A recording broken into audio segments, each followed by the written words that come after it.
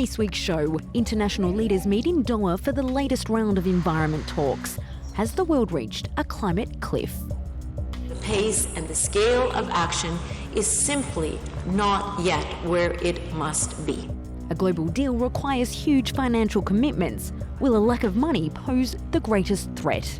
We need to start seeing the cash coming in now. With green finance comes green washing. Pressure mounts on businesses to live up to their environmental promise. I think the brands are perfectly aware and know perfectly well what they can and can't do.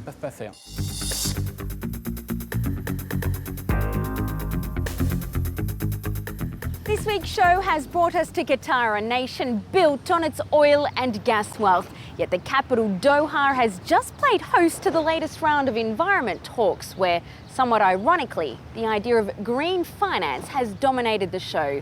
The idea is to make economic growth and saving the planet go hand in hand. But it's not always easy, as French business Michelin discovered while building its largest tyre factory in India.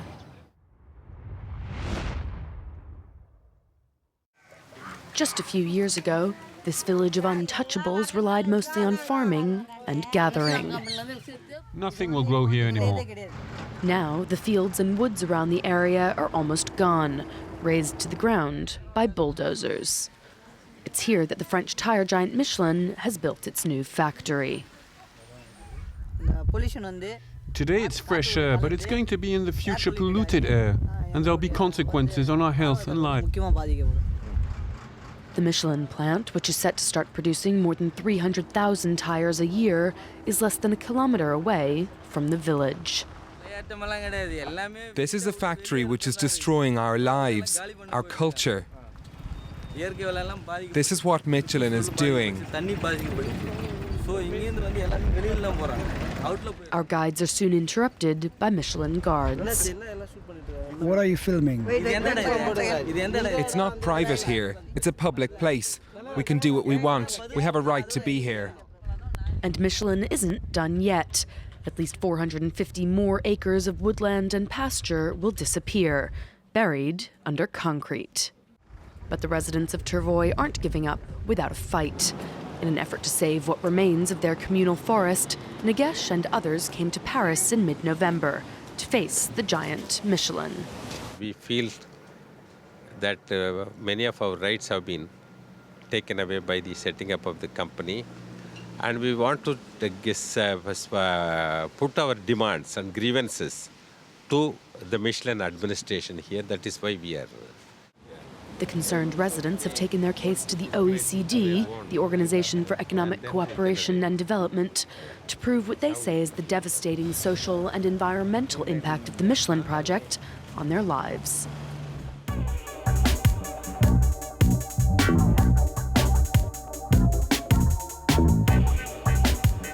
Climate change initiatives call for huge amounts of money. Much of the talks here in Qatar have centred on who should cough up the cash for a $100 billion fund to help poor nations adapt to a changing environment. At the same time, developing countries are launching financial schemes of their own on a much smaller scale. In Indonesia, microcredits or green loans for projects are proving that a small amount of money can go a long way.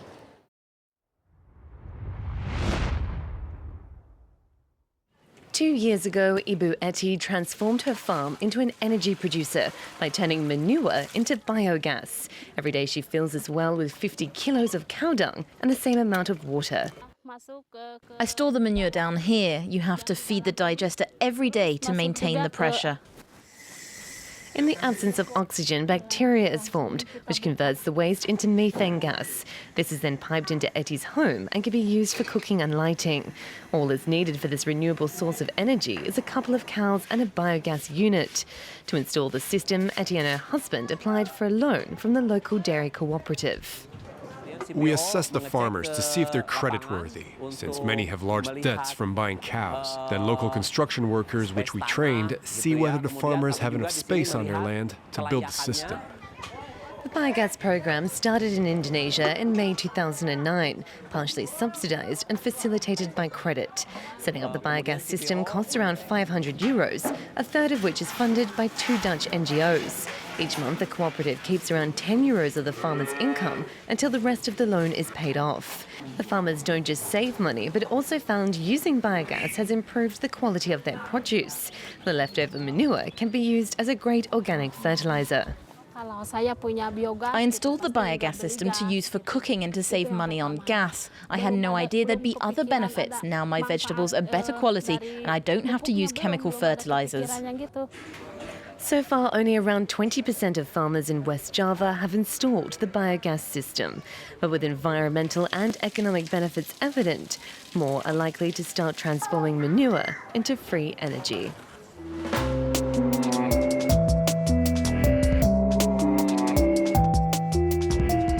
These solar panels on the roof of the Qatar Convention Centre provide up to 12% of its energy needs each day.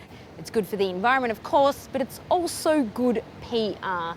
Today, trying to look environmentally friendly without the credentials can be dangerous. Greenwashing, as it's known, is, however, on the decline, as organisations realise that there's nothing more damaging than being named and shamed. These are the images which landed Japanese car maker Toyota in hot water. They show SUVs driving off-road through streams and over small boulders. A French court ordered Toyota to withdraw the ad campaign because it encouraged the destruction of nature. Environmental groups are often the first to alert authorities to this misuse of advertising, using catchy techniques such as the Pinocchio Awards to highlight the worst offenders. We use the puppet symbolically for its long nose, which raises the question of truth.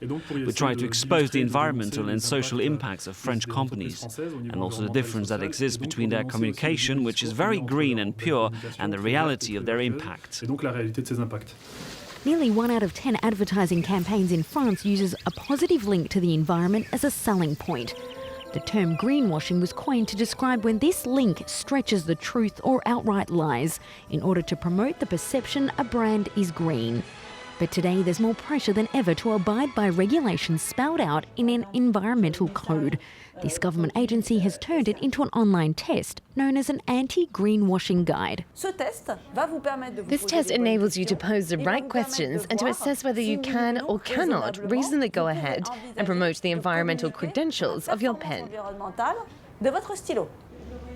To help answer some of these questions, communications agencies are turning to engineers who analyse a product from A to Z to make sure it lives up to its promises. Does the product contain toxic substances or not? Does the packaging contain bisphenol A, for example? How much greenhouse gas does it emit in its whole life cycle? We can quantify all of these parameters. The results mean there's no more excuses for ad campaigns that lie. I think the brands are perfectly aware and know perfectly well what they can and can't do.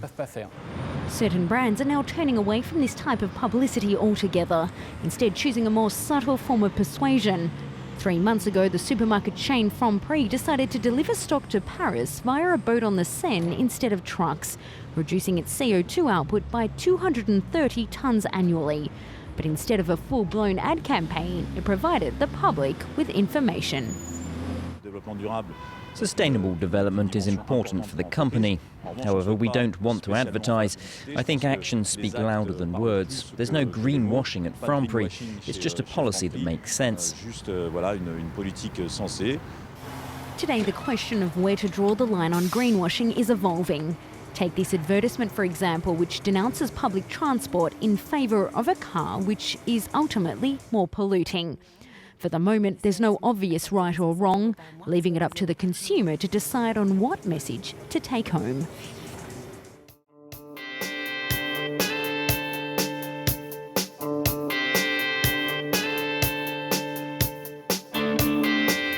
That brings us to the end of this week's show. We leave Doha with perhaps more questions than answers, which could eventually be addressed in Poland at COP19 next year. Thanks for joining us. We'll see you next time.